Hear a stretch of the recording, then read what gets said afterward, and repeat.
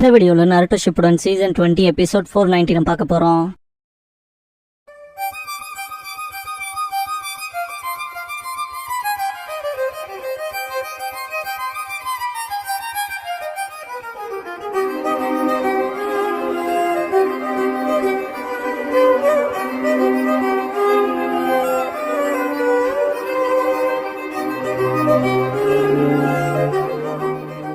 Opening song முடிஞ்சதுக்கு அப்புறமா பாப்பாஸ் யூத்ங்கிற இந்த எபிசோடோட டைட்டில் போடுறாங்க.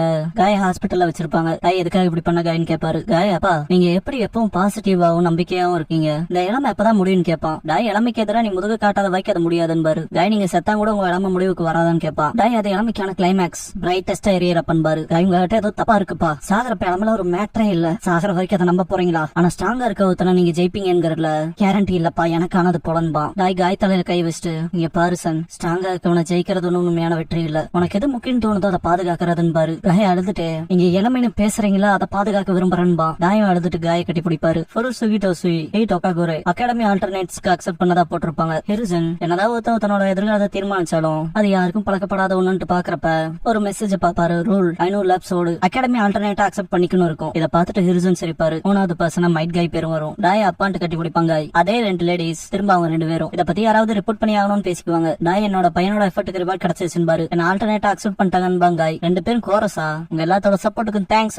அகாடமில சேர்ந்ததுக்கு அப்புறமா ஹோம் ரூம் டீச்சர் பசங்களை டெஸ்ட் பண்ண க்ளோன் ஜூஸ் பண்ண வைப்பாரு. கக்காஷியை கூப்பிடுவாரு. உட்காந்து இருக்கிறத பார்த்துட்டு ஏன்டா கூப்பிட்டது கேட்கலையாரு. மல்டி ஷேடோ க்ளோன் பண்ணுவான். இதை பார்த்து வாய பழந்துருவாரு ஹோம் ரூம் டீச்சர். நீ மல்டி ஷேடோ க்ளோன் பண்றதே மறுக்க முடியாது, நீ சாக்குமோ பயன்கிறதன்பாரு. காய் மனசுக்குள்ள அப்பா இங்க ஜீனியஸ் கன்சிடர் பண்ற மக்கள் இருக்காங்கன்னு திங்க் பண்ணுவான். ப்ராக்டர் அடுத்து மைட் காய் வாடான்பாரு. காய்க்கு பயங்கரமாவே இருக்கும். க்ளோன் ஜூஸ் பண்றாங்கவும் காய் உடம்பு நடுங்கும். அவனால நெஞ்சுசே பண்ண முடியாது, எனக்கு தெரிஞ்சு இவன் பேண்ட்லயே பாத்ரூம் போயிருவான், சீக்கிரம் சைடான்ட்டு பசங்க கத்த ஆரம்பிச்சிருவாங்க. அப்படியே சேர்றான்ட்டு ஹேண்ட் சைன் பண்ணிட்டு காய் க்ளோன் ஜுட்ஸுன்பா. துணி மட்டும் தான் எக்ஸ்ட்ரா வரும், யாரும் அதை போட்டுக்கு விரும்புவான்ட்டு பசங்க நக்கல் பண்ணுவாங்க. காய் கக்காஷியை பாப்பான். இதுக்கப்புறம் காய் தனியா வந்துட்டு அப்பா சொன்ன மாதிரியே நான் பிரில்லியன்டா ஷைன் ஆகுற எனக்குன்னு ஒரு விஷயம் இருக்கும். அதே தான் என் தாய் ஜுட்ஸுவே ஆல்ரெடி பிரில்லியன்டா தானே ஷைன் ஆகுது. அதே தான் அவங்க சொல்றதெல்லாம் மேட்டரே இல்ல, நான் தான் அப்பாவை ஃபாலோ பண்ணி என் செல்ஃப் ரூல் படி பெஸ்ட் கொடுக்க போறேன்பா. இதுக்கப்புறமா ஓடிட்டு 500 லேப்ஸ் பண்ண முடியலனா கையால 500 லேப்ஸ் பண்ணுவன்பா. கையில போறப்ப என் கையால 500 லேப்ஸ் பண்ண முடியலனா 500 புஷ்அப்ஸ் பண்ணுவன்பா. இதுக்கப்புறமா 500 புஷ்அப்ஸ் பண்ண முடியலனா 500 வேறலால பண்ணுவன்பா. 15 தான் பண்ண முடியும். இதெல்லாம் வேடிக்கை பாக்குற பசங்க அவனால எதுவும் செய்ய முடியல, ஹைட்ரூட்ஸும் கூட பண்ண முடியலான்னு நக்கல் பண்ணுவாங்க. கக்காஷி கடந்து போறத பார்த்துட்டு காய் எந்திரிச்சு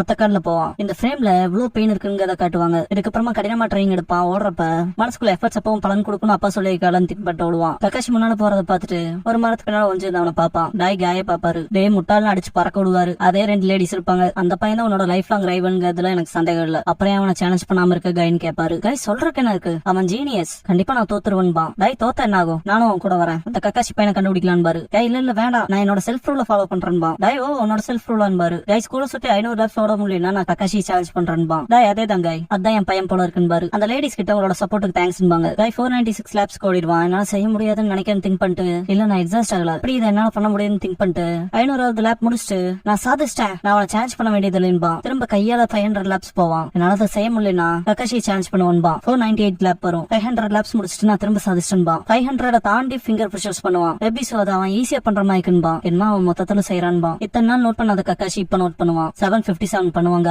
இதுக்கப்புறமா டாய் காய்க்கு முடி வெட்டி விட்டு உன்னால கக்காஷியோட சேலஞ்சே பண்ண முடியல, ஆனா நீ உன்னோட செல்ஃப் ரூல்ஸ் அப்படியே ஃபாலோ பண்றேன் பாரு. காய் ஆமான்பா, நீ உன்னோட ஸ்ட்ரென்த்ஸ நிறையத்தி நல்ல வேலை பாக்குறதாலதான் இதை செய்ய முடியுதுன்னு ரிலைஸ் பண்ணேன்னு கேட்பாரு டாய். காய் சிரிப்பான். இதுக்கப்புறம் இந்த மலையில மேல கீழே 500 டைம்ஸ் போயிட்டு வரலன்னா கக்காஷி சேலஞ்ச் பண்ணுவான்னு ஓடுவாங்க. தண்ணி மேல சொட்டும் என்னடான்னு பாப்பான். கக்காஷி ஒத்த கையில மேல ஏறிட்டு இருப்பான். காய் மேலேயே திரும்ப வேறு தொழில் விழுகும். மனசுக்குள்ள ஜீனியஸா இருக்கணும், என்ன போலவே ஹார்டா ட்ரைனிங் எடுத்தா எப்படி நான் அவனை தோக்கடிக்கன்னு திங்க் பண்ணுவான். இதுக்கப்புறம் கையால லேப்ஸ் முடிச்சுட்டு கை கீழே படுக்கவும் ஹார்ட் ஒர்க்கையும் விடாமுயற்சியிலையும் நான் தோத்து போக விரும்பலன்னு திங்க் பண்ணுவான். எந்திரிச்சு ஓடுறத டாய் தூரத்துல இருந்து பாப்பாரு. திரும்ப கக்காஷி ட்ரைனிங் எடுக்கிறத காய் பாப்பா. டாய் வந்து தோல்ல கை வச்சுட்டு மேல ஏறிட்டு இருக்க அந்த பையன் பேரு தான் கக்காஷின்னு கேட்பாரு. ஆமான்பா, நான் ஒரு தப்பு பண்ணிட்டேன், சக்சஸுக்கான விருப்பத்தை கேட்கறதும் ப்ரே பண்றதுமே செல்ஃப் ரூல் தான், அதுல தப்பு இல்ல, அந்த பையனை பார்த்து மிரள்ற இல்லையான்னு கேட்பாரு. காய் என்னால ஸ்கூல சுத்தி 5000 லேப்ஸ் ஓட முடிஞ்சா நான் கக்காஷியை சேலஞ்ச் பண்றேன்பா. சரியா சொன்னேன் சன்ட்டு கட்டி பிடிப்பாரு டாய். காய் ஓடுறானா பின்னால சேர பண்ணிட்டு டாயும் ஓடுவாரு. ஈவினிங்கா இருக்கும். 1500 லேப் ஓடி இருப்பாங்க. டாய் படுத்திருப்பாரு பெஞ்ச்ல. இருந்தாலும் சேர பண்ணுவாரு. 2849 லேப் அப்ப செம எக்ஸாஸ்ட் ஆயிருப்பான். முன்னால கக்காஷி ஓடுற மாதிரி இருக்கும். மனசுக்குள்ள நான் உன்னை சேலஞ்ச் பண்ண விரும்புறேன், நான் தோத்து போக மாட்டேன்ட்டு டிட்டர்மினேஷனோட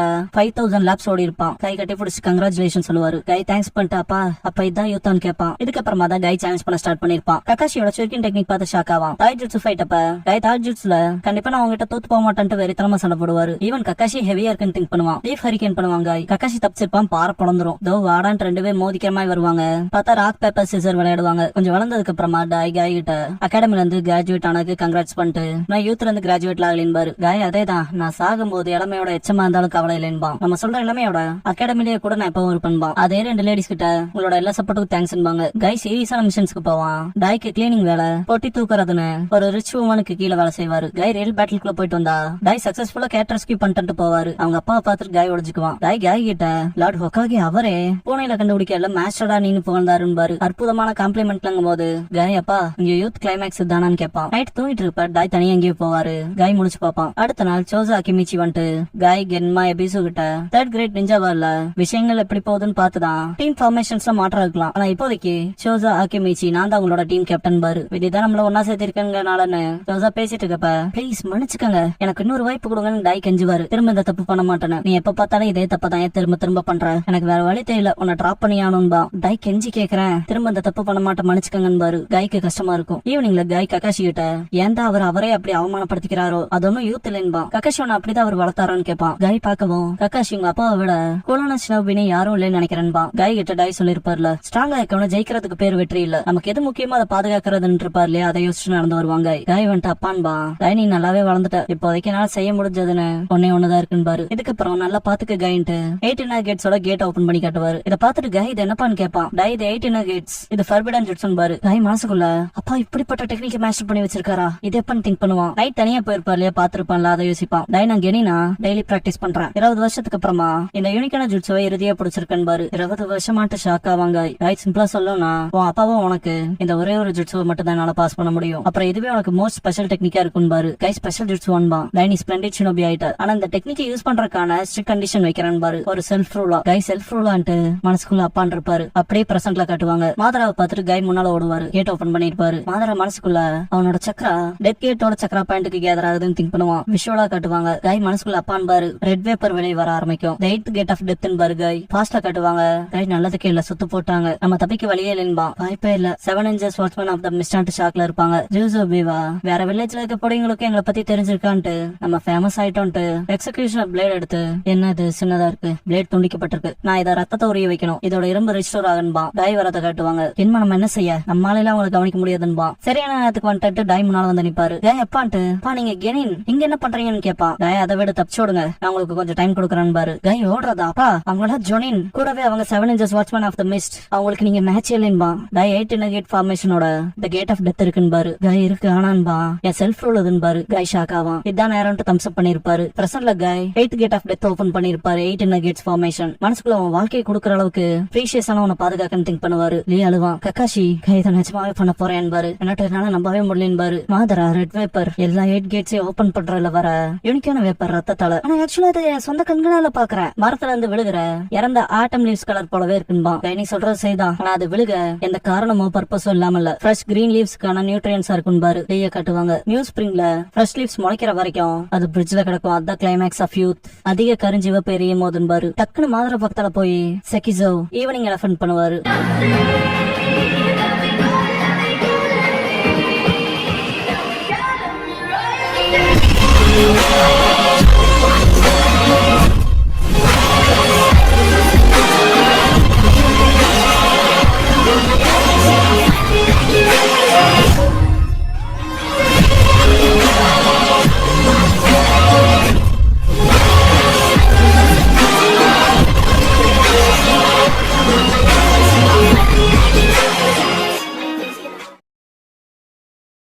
க்ளோசிங் சாங் முடிஞ்சதுக்கு அப்புறமா த 18 கேட்ஸ் ஃபார்மேஷன் எபிசோட தான் ஆட்டோ ஷிப்ல அடுத்து பார்க்க போறீங்க. நாருட்டோ